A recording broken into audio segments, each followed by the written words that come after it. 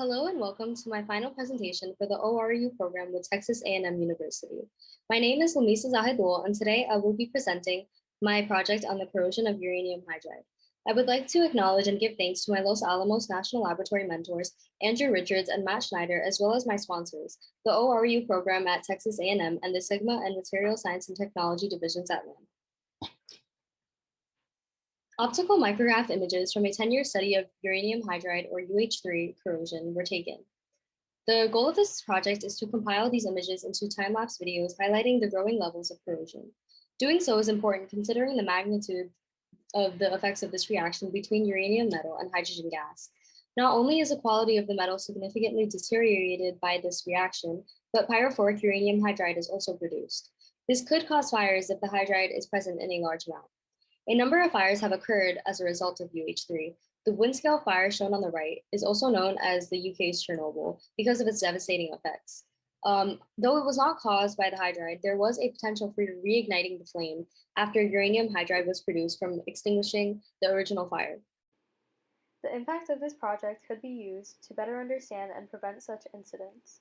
My role specifically was to develop a method using 6 images that would then be applied to 600 gigabytes of 6,000 images collected in a study from 2008 to 2013. To create the time-lapse videos, I am using the ImageJ software via Fiji.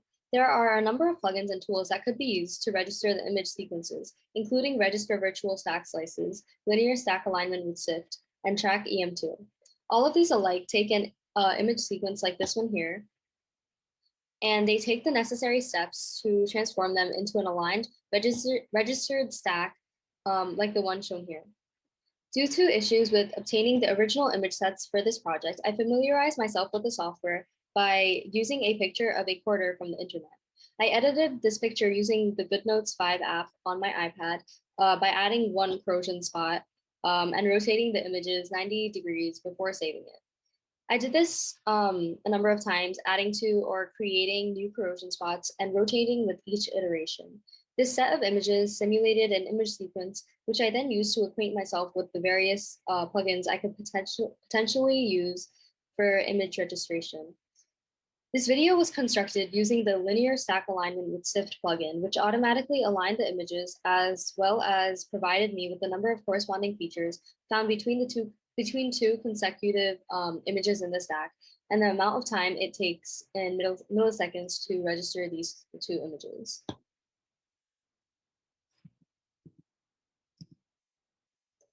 The following data is hydride corrosion images, which show filiform hydride corrosion on uranium surfaces and were taken over the course of 2.5 years. The crop time lapse video was created using the Register Virtual Stack Slices plugin. This plugin is essentially the same as the linear stack alignment with SIFT. It does the registration automatically, and the only differences are that it allows for an option to save the transformations to an output directory of your choice, and it does not provide the number of similar features or the amount of time taken for registration. In the video, you can see that there are 3 main areas of growing corrosion sites, and the next video contains the full cell images displaying the corrosion on the entire cell surface. This was done manually using track EM2. I aligned the stack by zooming in on the corrosion sites from the cropped images, which are located around the bottom right. As you can see, there are growing corrosion sites all around the cell, but they don't align as perfectly as the features used as a guide. This method is also the most time-consuming method of the 3 mentioned. The automatic alignment done with register virtual stack slices works well with images that focus on a small area. The larger uncropped images had more features present, which made it harder on the plugin to determine which features to use for alignment.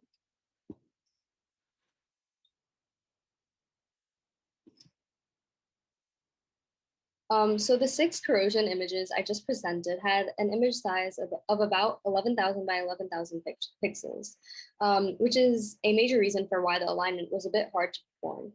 The images on these slides are the same 6 images, but cropped to an image size of 4,907 4097 by 4096 pixels, focused on the center. This was supposed to be a perfect square, 4096 by 4096 to be exact, but the software wasn't allowing that even after trying two methods. So all the image sizes in the next few slides are approximately squares, but not exactly. Nonetheless, you can see by the unregistered video of the image stack here why it is necessary to align the data before analyzing it. After registering the stack using linear stack alignment with SIFT, it is much more clear to see the growing corrosion sites compared to the full-sized image registration. As I mentioned earlier, this specific plugin records the time to align consecutive images in a stack. After adding these up and repeating 2 more times for a total of 3 trials, the average time to register the images was 12,207 milliseconds. This was the longest registration time for this experiment as it dealt with the largest image size and the largest stack depth. In this next set of videos, the data is from the same images, but scaled to a size of 2049 by 2048 pixels and decreased to a stacked depth of 5 images. Once again, this closer look at the data shows how misaligned these images are. Linear stack alignment with SIFT makes necessary changes to the images in order to align the features that it detects, hence the black edges in this video.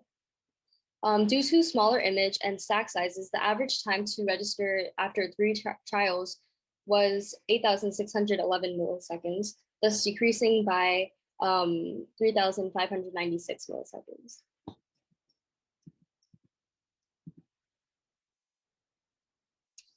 Here, the stack depth is 4, and the image size is 1025 by 1024 pixels.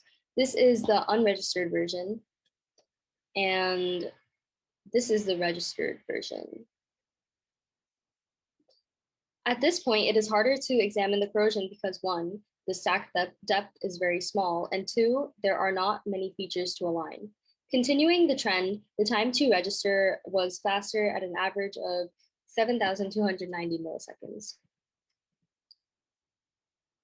Finally, the last set has a stack depth of 3 and a size of 513 by 512 pixels.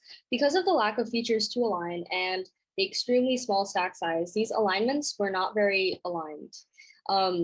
This is the unregistered version. And this is the registered version from the first trial. And this is the registered version from the third trial. As you can see, each trial produces different alignments. The registrations are usually the same for the most part, except in cases like this one, where the image size and stack depth are not favorable. I believe linear stack alignment tried to align these elongated stretch mark looking sites. As a result, the average time to register was 1,583 milliseconds, or just under 2 seconds. So I varied the image sizes and stack depths to better understand just how long registration would take under varying circumstances. Each image size stack was aligned and timed with stack depths of 3, 4, 5, and 6. The data is presented in this table and accompanying graph. The time taken to affine image sequences increases with stack depth and image size.